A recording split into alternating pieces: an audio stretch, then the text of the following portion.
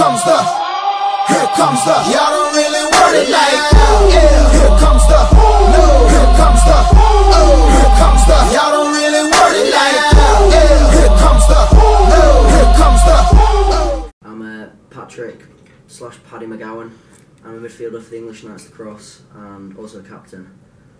If you could describe the team from the captain's point of view, how would you? Well, I think the team's like, there's a couple of different groups, but then we're all together as one. So like, although sometimes when we're just chilling out, we might be like off in our, just with our like good friends, where if something happens, like to what any person on the pitch, everyone will get behind them, and we're all as one when we play, and off the field. As well as playing for England Knights, have you played for other teams? Yeah, I actually played for Ireland under-19 at the World Championships last year in Vancouver. And how did that experience go for you? And what was your enjoyments of playing for Ireland? My enjoyment of the under-19 World Games was it was really enjoyable, and it was like we played against some of the best players in the world. Played Team Iroquois, got beat, but it was a good experience. Played with some people like Tahuka Nanticoke, who's going to Albany next year, and he plays for I forget the name of the team. Oh, it's in Florida.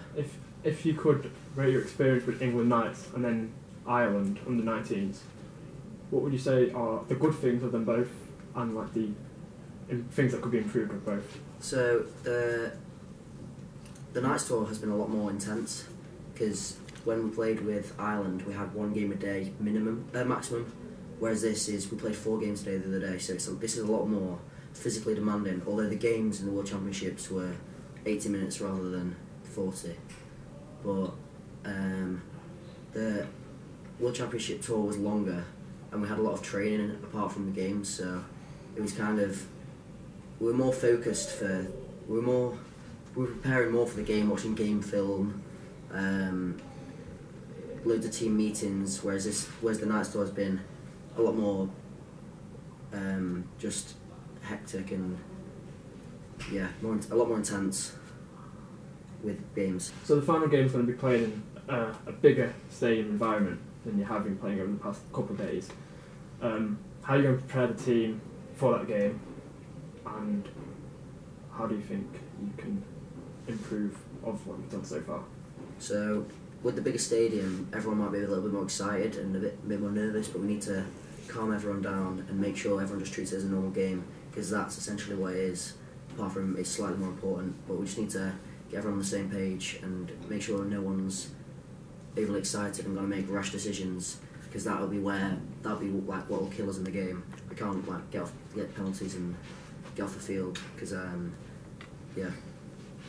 we need to just stay calm and be aggressive, but control aggression. My name is MARIUS Robinson. I play midfield for the England Knights Lacrosse.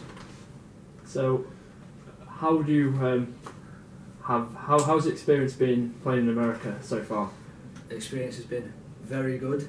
The first tournament didn't go as planned, but we played very well, and came to the second tournament, played our first 2 games, won them both, and then unfortunately lost, but it's been a good experience. And how do you think the chemistry and environment with the team has been like? The chemistry has been awesome, obviously, because we're all good friends. We've all been training together for 2 years. The banter is flowing, so yeah, sweet. Everyone's friends. Everyone has a joke with each other. When we lose, we're not hard on each other. So yeah, it's good. If you could talk about the experience in your position, how you've been helping the team around with you involved. How personally I've helped the team? Yeah. Well, I've scored a goal, so that helped the team. Playing midfield, you have to be up and down. Playing attack and defence, I've played a bit of defence. So yeah, I've been grafting, helping out the team. I am TJ Burgess. I am one of the assistant coaches for England Knights. Could you please tell us the other roles that you've played with England Knights? Other roles I've played with England Knights are, in 2015 I was the captain of the squad that came out here. So, if you could compare the captain's role and the coaching role, How would you say it's different? It's different in such as obviously you're not on the field leading the guys that are out there, but it's similar to obviously, you know, you have to take a lead at some point.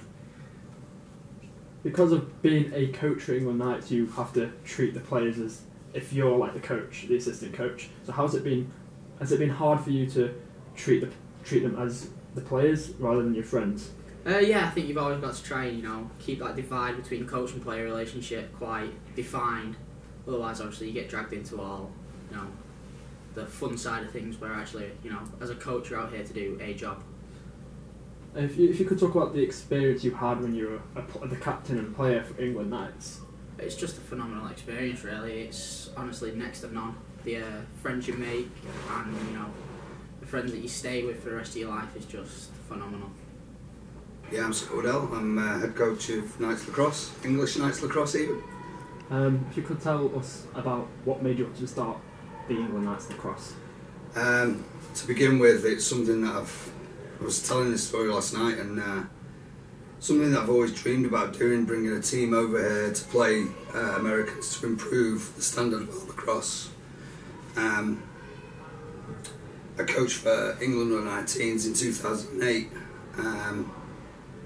and saw that people only get that experience every 4 years.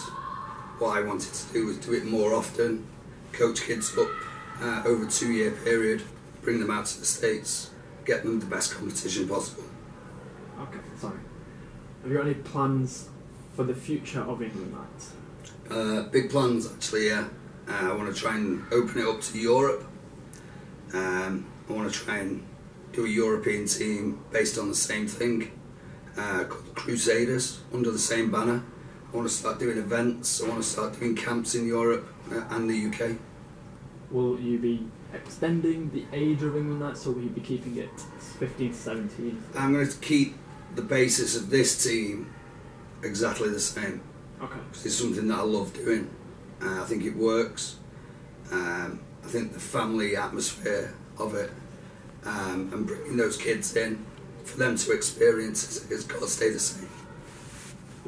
What do you think improves the squad? Do you think like the young adults and the families improve it, or something else?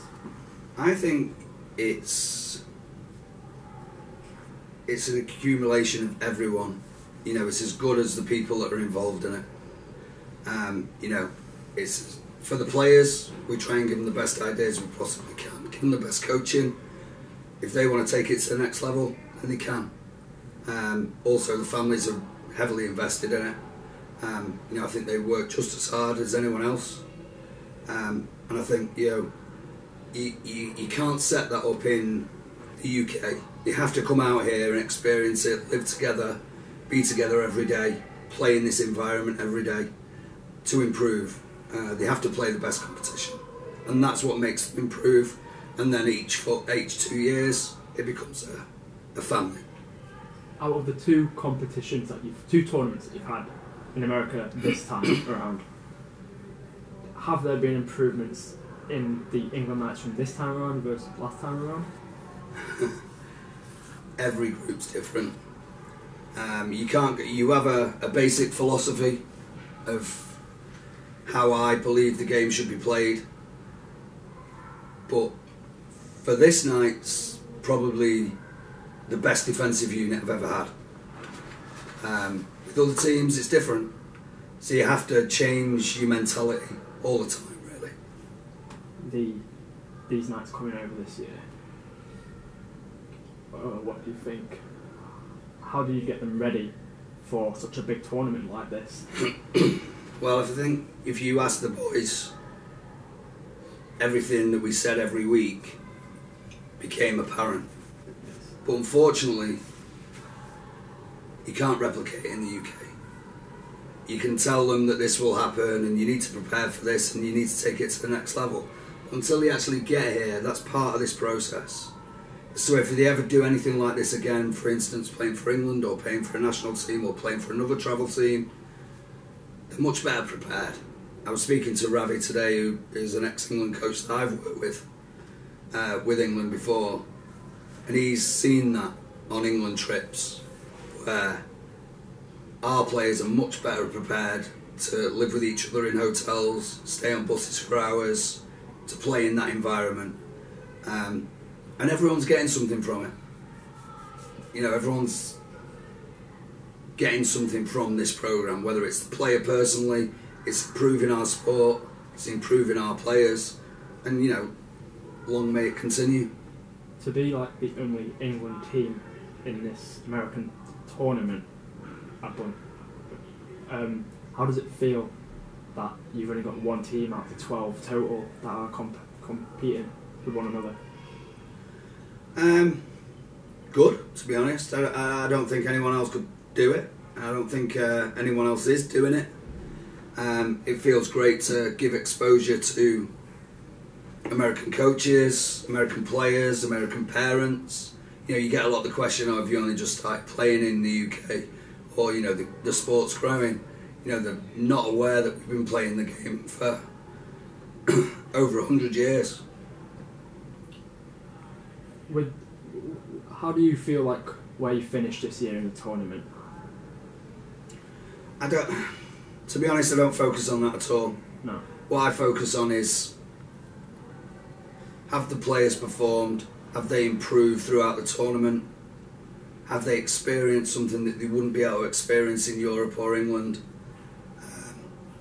What I look for is 100% in every game. You know, if we come off the field giving 100% and we still lost, no one can feel bad about that. You know, if I have a player that gives me 100% every game, you can't complain. You can't say anything to them. All they can do is leave it all on the field and come off with the head held high. I don't look to win every tournament. All I'm trying to do is improve these players in every way. Not as just only as lacrosse players, but I think it transcends lacrosse, transcends sports. It makes them a better human being. It makes them a better person, and it grows them up as a person. It turns them into a man, I think. You come off the win today against Twist, one of the probably hardest games of the tour, being 3-0 down. Winning that game, how did it bring the team spirit together as your last game?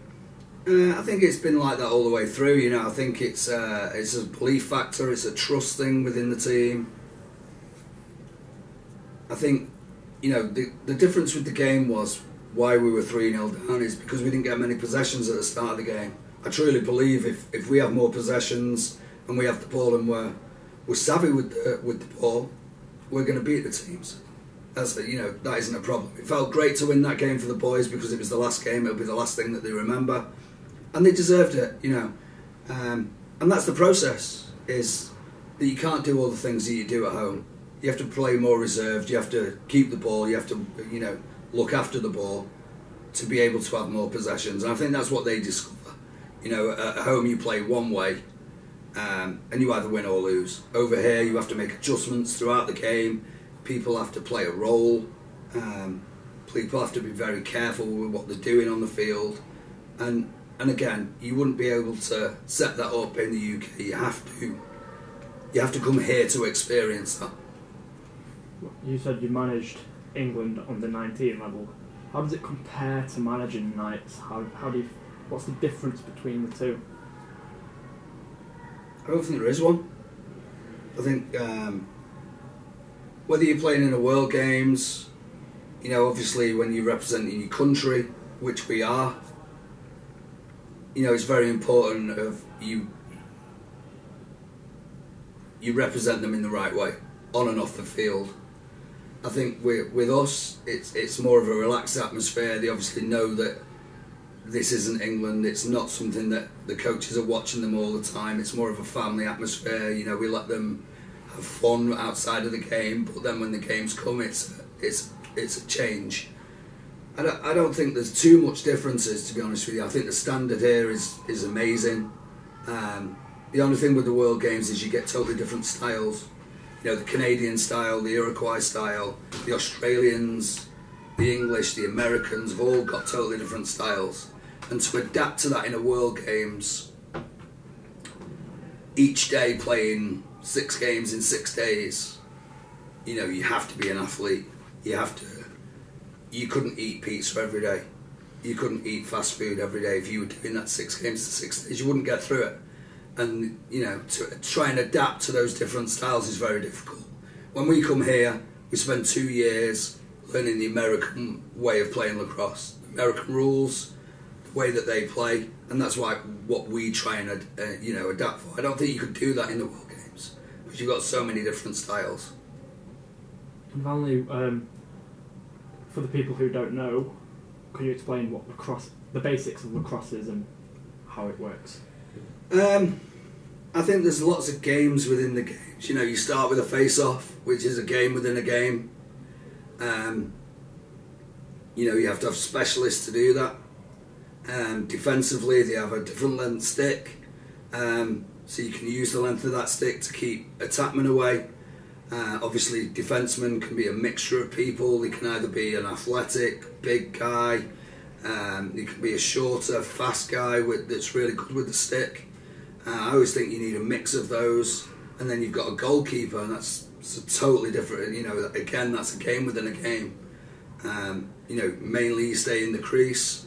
You can be a stopper. You can be someone that's really athletic in the goal and have fast hands. And then you have your attackmen and your middies. So your midfielders, again, you know, you can either play short stick defensive midfield, which can be any shape, size, speed. Offensive midfield, which again is usually quick guys, good shooters, with a high lacrosse IQ, so they can pass the ball as well. And then you've got your attackmen. You know, you always need someone that's really good at passing the ball and dodging at X. You need a finisher, and then you need a guy that's got a mix of all two, really. You know, dodger, finisher, good shot from the outside. So it's hard to explain, you know, what that actual person is suited to. You know, you can pick up 25 ground balls in a game and still be an amazing player. You don't need to be a good shooter. You don't need to be fast. You know, I think any shape, size, speed, athletic ability can make a good player. You know, and you also get people with, you know, high lacrosse IQs and people that haven't got a great brain for the sport, but still succeed. And I think that's what's great about it. You can be anything and still succeed at the sport. Every kind of year you have to look for new people, and they're the best of the best in the country. How hard is it to pick the top 23 people, is it? I think that comes from experience. I've been around the sport since I was 11. I think it's probably one of my talents is being able to walk up to a field and spot people that I believe could play for Knights, could play for England, or could play at a high level. And not everyone fits that bill. It comes from years of being around the sport. I don't think anyone could walk up and do that. You know, you look for different things, like I was just explaining about the different positions, the different abilities, and you have to have that philosophy to begin with to be able to fit those people in. I suppose it's like Wenger at Arsenal. He has a philosophy. He picks players that are very technical minded, you know, are very skilled. I know what I need to come here and succeed. And it's not always possible to get those players, but you try and get as close as you possibly can. You know, we've got great talent in England. If you're picking 24 players at any age group, you could fill a team. It's what's past there. And also, you need someone that loves the sport. You know, not everyone can come out here, spend a week playing lacrosse fully, and not get totally bored of it. You know, it's important that they love the sport. Yes. It's important that, you know, you can trust them to bring them away and they do what you require of them. And you know, it's all talent based. It doesn't matter to me what size or shape they are, the background, you know, whether they've got money or not. It really transcends that.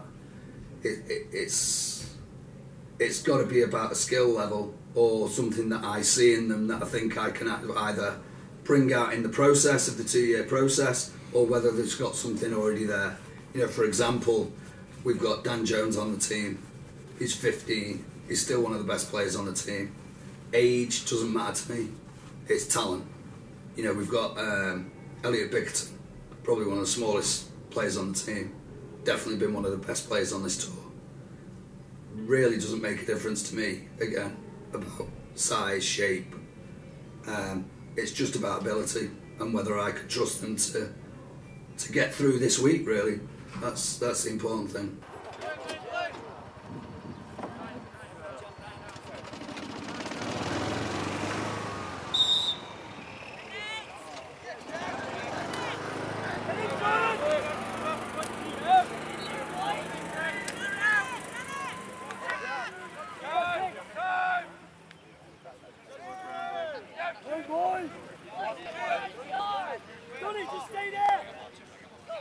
Daniel, mate.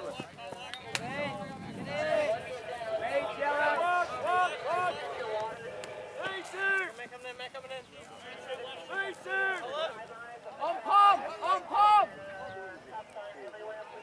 On palm! Left for palm! Look at him, look at him. Cutter. Got it. Elliot, you've got 21 iron! 21 iron! 21 iron!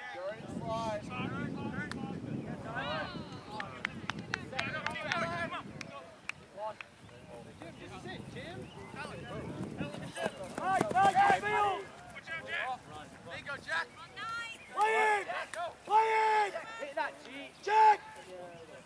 Go on! Right here! Well! G! Hey, set it up! Cheerio! Cheerio! Elliot! Let's do that stick! You've got to move out! Yeah! Will! Let's go!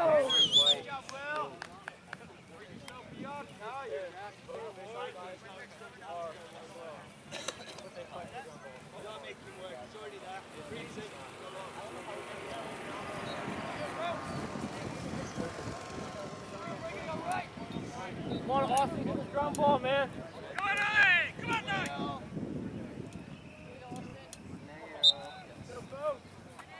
Yeah, Bob! Yeah, John!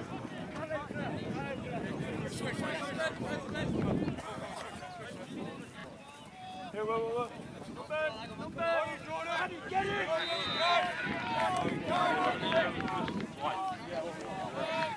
Buddy, help back.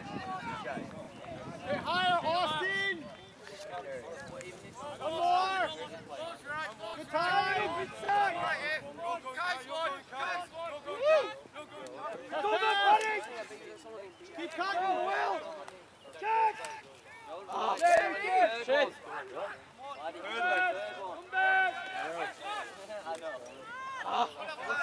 Get there, Mason. Get there, Mason. Up check. Up check. Yeah, boys. Pick up that ball. Someone's got to pick up that ball. Step it in. Ah, shoot. You want cheese, left. Ow. Get down. Minnie's down. Help him.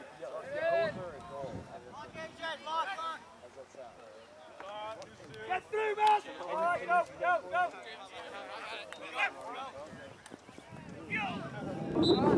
the ball. Elliot, big Frank. Get it, Bubba. Yeah, Rail.